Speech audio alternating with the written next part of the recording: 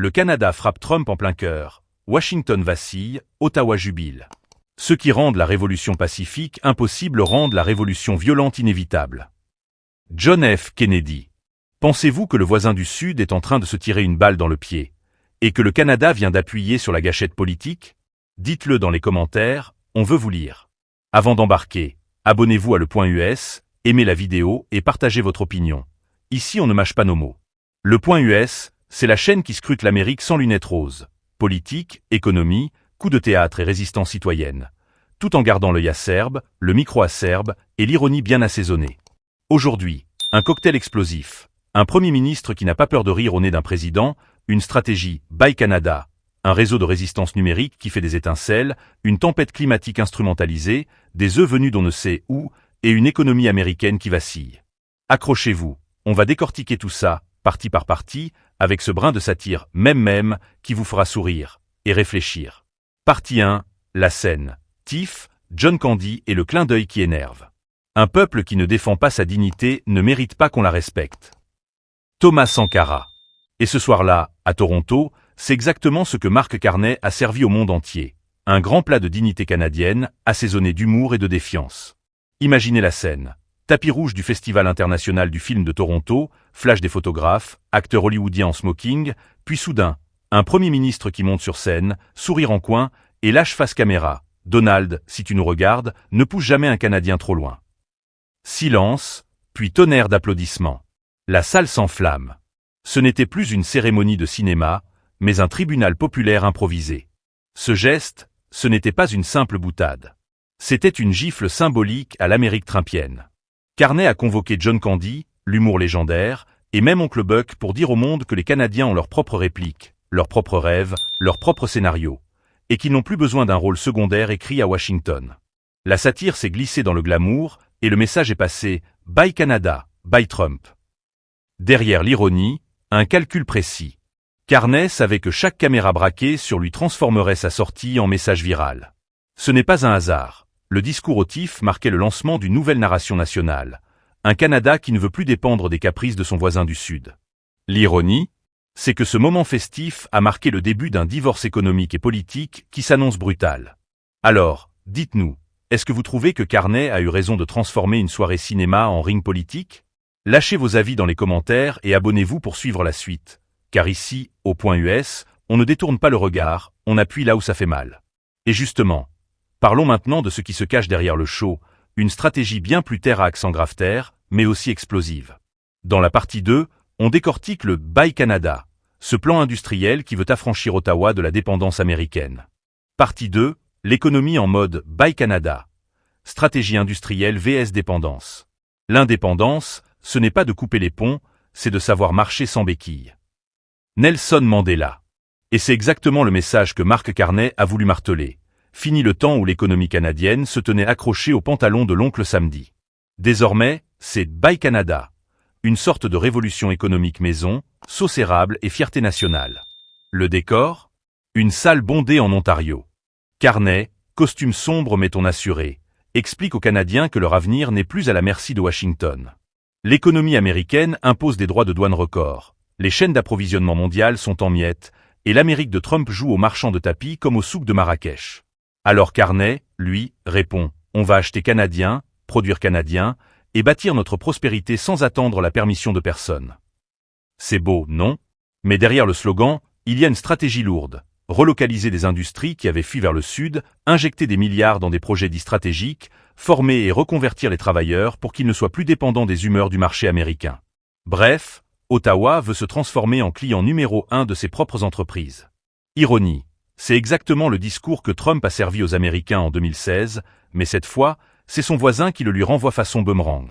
Pour le Canadien moyen, ça veut dire quoi?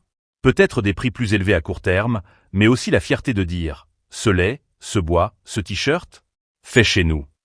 Et politiquement, c'est un message clair. Si Washington veut jouer au dur avec ses tarifs et ses menaces, Ottawa n'attendra pas pour se réinventer. Alors, chers spectateurs du Point US, question directe. Est-ce que vous pensez que cette stratégie est du réalisme économique ou juste un rêve emballé dans un joli ruban rouge? Dites-le dans les commentaires, on veut vos analyses. Et si vous aimez ce ton sans filtre, abonnez-vous pour ne rien rater. Parce que la suite, c'est encore plus savoureuse. Car après les discours officiels, place à la rue numérique.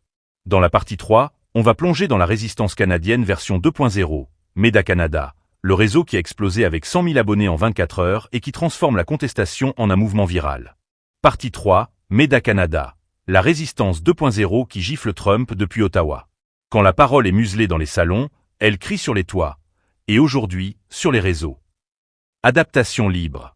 Si le TIF a été la scène glamour et Buy Canada, le plan industriel, alors la troisième arme canadienne, c'est la toile. Et pas la toile d'araignée, la toile numérique. Bienvenue dans le monde de MEDA Canada, ce mouvement en ligne né de la frustration populaire est devenu, en quelques heures, un phénomène viral. En 24 heures à peine, leur compte a explosé avec plus de 100 000 abonnés. Des vidéos courtes, satiriques, mordantes, qui démontent Trump pièce par pièce et célèbrent le Canada comme s'il venait de remporter la Coupe du Monde. Les slogans fusent « Buy Trump »,« Achetez canadien »,« Le Nord résiste ». C'est drôle, percutant, et surtout, ça touche là où ça fait mal, l'ego de Trump. Imaginez la scène. À Washington, l'équipe de communication trumpiste voit défiler sur X, ex-Twitter, des milliers de messages canadiens ridiculisant leurs menaces économiques. Des caricatures, des mèmes, des montages vidéo où Trump se fait renvoyer du Canada par des castors en colère. C'est David contre Goliath, version TikTok. Et cette fois, c'est David qui a le Wi-Fi. Le plus piquant, ce mouvement ne s'arrête pas aux frontières.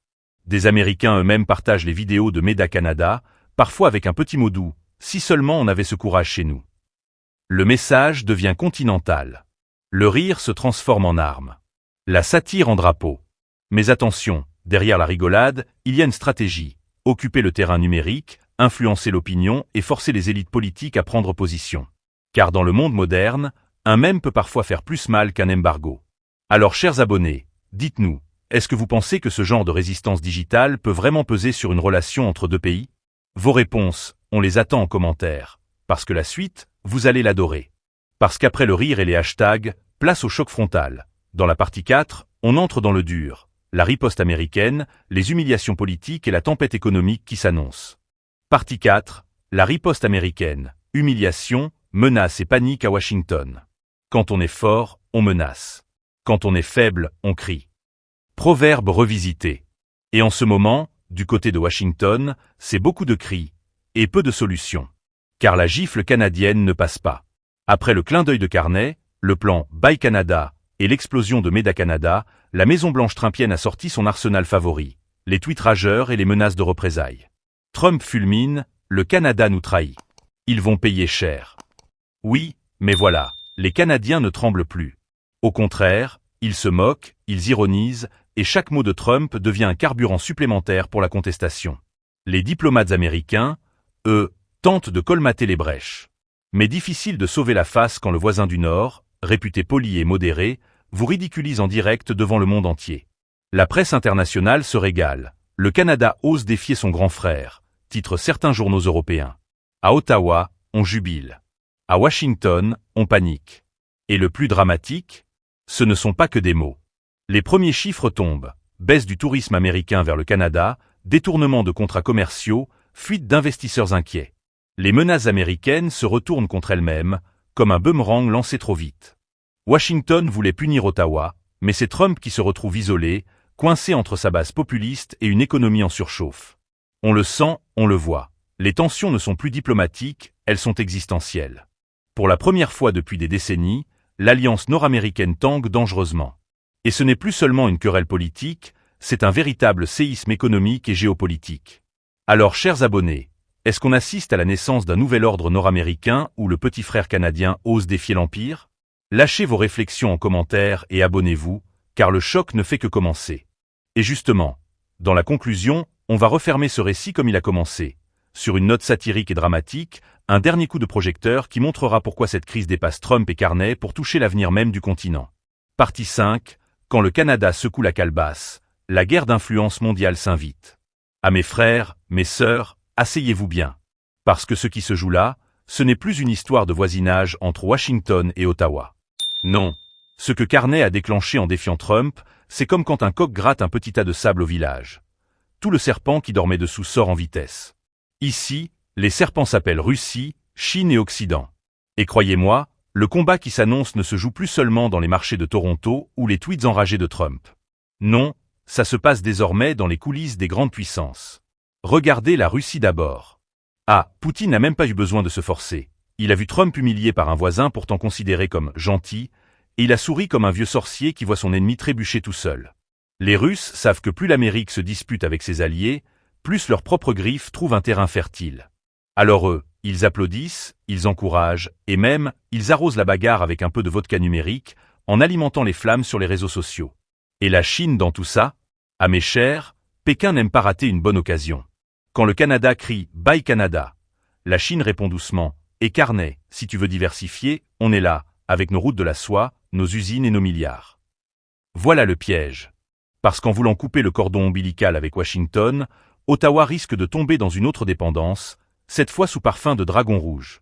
Carnet joue au stratège, mais la Chine, elle, joue à l'épicier patient. Elle attend que ton placard soit vide pour t'offrir sa boutique. Quant à l'Occident européen, ils regardent le spectacle comme des voisins du quartier qui sortent les chaises en plastique pour observer la bagarre dans la rue. Certains, comme la France, applaudissent discrètement le courage canadien. D'autres, comme l'Allemagne, font semblant de ne rien voir, mais prennent des notes, et si nous aussi, un jour, on osait dire non à Washington. Bref, la fissure canadienne fait tache d'huile, et l'oncle Sam sent qu'il n'est plus ce grand chef qu'on écoutait sans discuter. Mais ne vous y trompez pas, ce n'est pas une simple bagarre de coq. Ce qui est en train de se jouer, c'est une recomposition mondiale. Le Canada, petit dans la taille mais grand dans l'audace, vient de montrer que même les gentils élèves peuvent renverser la table. Et ça, mes chers, ça donne des idées aux autres. Imaginez seulement si demain, le Mexique, l'Australie ou même l'Europe s'y mettent. Trump aura beau Twitter du matin au soir, son empire sera en feu comme une vieille maison sans toit sous la pluie. Alors oui, retenez bien ceci, la crise Canada-Trump n'est pas un accident diplomatique, c'est un symptôme d'un monde en mutation. Et si le Canada a osé, qui sera le prochain? C'est là la vraie question. Mes chers abonnés du Point US, si vous ne vous abonnez pas, c'est que vous êtes pire que ces Européens qui regardent seulement au balcon sans rien dire. Abonnez-vous vite, parce qu'ici on ne fait pas semblant, on vous dit la vérité crue, avec le piment et le sel qui réveillent les papilles de l'actualité. Et accrochez-vous bien, parce que la suite sera encore plus épicée. Dans la partie suivante, on plonge dans les réactions populaires, les colères de rue et l'opinion mondiale qui s'enflamme comme un champ de maïs en saison sèche. Partie 6. Conclusion. Le Canada casse le dos de l'oncle Sam. À mes frères et sœurs, regardez-moi un peu ce film qu'on nous sert en 2025. On croyait que c'était Hollywood qui avait le monopole des scénarios dramatiques, mais voilà que le Canada nous sort un blockbuster version Toronto contre Washington, sans effets spéciaux, mais avec une gifle diplomatique bien sonore. Ce qui devait être une simple blague au Festival de Toronto s'est transformé en uppercut politique. Carnet a parlé comme un humoriste, mais derrière chaque vanne, il y avait un plan, une stratégie, une volonté de dire « Fini les histoires de grands frères qui commandent et petits frères qui obéissent ». Ici, chacun lave son pagne chez lui. Et depuis ce jour, Trump marche comme quelqu'un à qui on a volé la chaise au village. Debout, nerveux, sans savoir où s'asseoir. Soyons sérieux, le Canada, pays qu'on disait doux comme du sirop d'érable, vient de montrer qu'il a aussi du piment dans la bouche. Les Américains, habitués à voir Ottawa comme un voisin timide, découvrent soudain un partenaire qui parle haut, qui claque la porte et qui ose même transformer un festival de cinéma en tribunal populaire. C'est comme si le plus calme des élèves de la classe décidait de gifler le caïd devant tout le monde. Mais attendez seulement, la gifle ne s'est pas arrêtée au tapis rouge. Derrière, il y a une machine économique qui se met en marche, une résistance numérique qui gronde, et une humiliation diplomatique qui fait suer les stratèges de Washington. Trump, lui, fait du bruit comme une casserole vide. Il menace, il crie, il tweetait, mais chaque mot qu'il lâche, les Canadiens le recyclent en mème, en hashtag, en blague nationale. Résultat, au lieu de semer la peur, il récolte des fous rires. Et dans ce théâtre tragico-comique, une vérité se dessine. Le Nord vient de se libérer de ses complexes. Quand un peuple ose rire de celui qui le dominait, c'est qu'il n'a plus peur. Et quand il n'a plus peur, c'est là que le grand frère commence à trembler. Trump croyait effrayer Ottawa, mais c'est lui qui se retrouve encerclé, humilié, avec un voisin qui lui vole même la vedette. Alors, chers spectateurs, je vous pose la question. Est-ce que ce qu'on vit là, c'est la naissance d'une nouvelle puissance nordique, ou juste un feu de paille qui s'éteindra à la première tempête? Donnez vos avis dans les commentaires, et surtout, abonnez-vous à la chaîne Le Point US. Parce que si vous ne le faites pas, c'est que vous êtes pire que Trump. Vous refusez de rire quand l'histoire se moque du roi. Et tenez-vous bien, parce que ce n'est que l'échauffement. Dans la suite, on va élargir l'écran. Oui, On va vous montrer comment cette petite guerre entre Trump et Carney cache en réalité une bataille mondiale d'influence entre Russie, Chine et Occident. Attachez vos ceintures, ça ne fait que commencer. Conclusion. Qui rit le dernier? Nous avons vu un théâtre à plusieurs actes. Un Premier ministre qui met en scène la fierté nationale sur la croisette, une stratégie industrielle pour réduire la vulnérabilité, une résistance numérique qui prend de l'ampleur, une diplomatie engagée pour l'Ukraine, une science contestée politiquement, et une économie américaine qui montre des faiblesses concrètes, parfois à la hauteur du comique de situation, eux compris. Les acteurs changent, mais la pièce ressemble de plus en plus à un changement d'époque. Rupture plus que transition. Question finale à vous, spectateurs. Pensez-vous que ce basculement est temporaire, une simple crise passagère, ou qu'il marque le début d'un réalignement durable des relations nord-américaines et mondiales? Écrivez vos arguments en commentaire. Si vous avez aimé cette analyse, abonnez-vous à Le Point US, likez, partagez, et surtout, discutez avec nous, vos commentaires nourrissent la suite. Merci d'avoir écouté, et rappelez-vous, la satire, quand elle est bien faite, n'est pas juste une moquerie, c'est une lampe frontale sur le réel. Alors, quelle lumière voulez-vous allumer maintenant ?